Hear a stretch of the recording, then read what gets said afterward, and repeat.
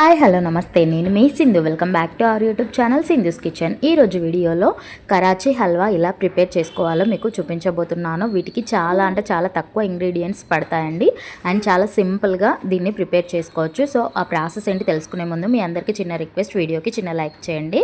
So late చేయకుండా టాపిక్లోకి వెళ్దాం. ముందుగా ఒక కప్పు వరకు కార్న్ ఫ్లోర్ తీసుకుంటున్నాను.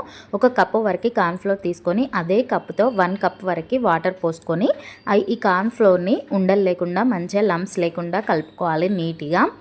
ఇలా కలుపుకున్న తర్వాత మరో కప్పుతో వాటర్ తీసుకొని మళ్ళీ కలుపుకోండి. ఇలా కలుపుకొని ఈ బ్యాటర్ని పక్కన పెట్టేసుకోండి. ఇప్పుడు ఒక కడాయి తీసుకుంటున్నాను. మీ దగ్గర ప్యాన్ ఉంటే ప్యాన్లో కూడా చేసుకోవచ్చు. అది కొంచెం హీట్ అయిన తర్వాత మనం ఏ కప్పుతో అయితే కార్న్ ఫ్లోర్ తీసుకున్నామో అదే కప్పుతో కప్పున్నర నుండి 2 కప్పుల వరకు షుగర్ని తీసుకోండి. షుగర్ని తీసుకొని దాంట్లో 1 కప్ వరకు వాటర్ని యాడ్ చేసుకోండి. యాడ్ చేసుకొని ఈ షుగర్ అంతా మెల్ట్ అయ్యే అంతవరకు హీట్ చేసుకోండి. షుగర్ మొత్తం కరిగిపోవాలి అంతవరకు మీరు హీట్ చేసుకుంటే సరిపోతుంది. మెల్లిమెల్లిగా ఇలా కలుపుతుంటే షుగర్ అనేది ఈజీగా మెల్ట్ అవుతుంది. చూస్తున్నారు కదా, ఇలా మెల్ట్ అవ్వడం స్టార్ట్ అవుతుంది అన్నమాట. షుగర్ అనేది పూర్తిగా మెల్ట్ అయిపోవాలి, అప్పుడే టేస్ట్ అనేది బాగుంటుంది. లేకపోతే షుగర్ క్రిస్టల్స్ అక్కడక్కడ తగులుతుంటాయి కదా.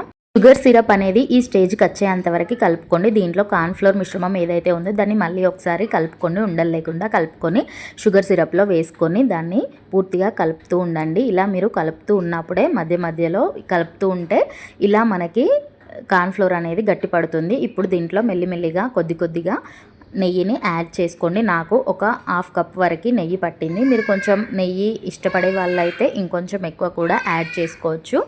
ఇది మనం పూర్తిగా నెయ్యితో చేస్తున్నాం కాబట్టి నెయ్యి ఎక్కువ వేసుకున్నా పర్లేదు. నెయ్యి హెల్త్కి మంచిది కాబట్టి, అండ్ దట్టు ఇది ఇంట్లో చేసిన నెయ్యి కాబట్టి నేను కొంచెం ఎక్కువే వేస్తున్నాను. పిల్లలు అలా ఇష్టంగా తింటారు. అలా అయినా నెయ్యి వాళ్ళకి హెల్త్కి మంచిదని దీంట్లో కొంచెం ఫుడ్ కలర్ వేస్తున్నాను.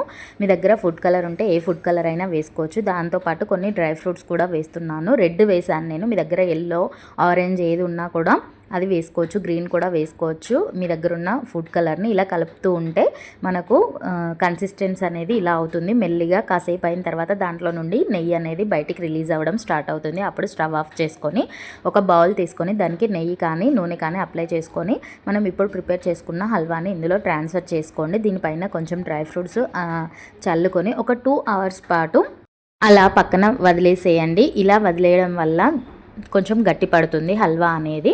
2 అవర్స్ తర్వాత నేను చూపిస్తున్నాను. ఇలా ఇంకొక ప్లేట్లోకి ట్రాన్స్ఫర్ చేసుకోండి.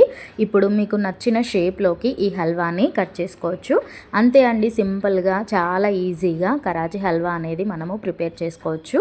సో ఈ వీడియో నచ్చితే ఒక చిన్న లైక్ చేయండి. మీ ఫ్రెండ్స్కి ఎవరికైనా యూజ్ అవుతుంది అనుకుంటే షేర్ చేయండి. మరిన్ని ఇంట్రెస్టింగ్ వీడియోస్ కోసం మన ఛానల్కి సబ్స్క్రైబ్ చేసుకోండి. Thank you.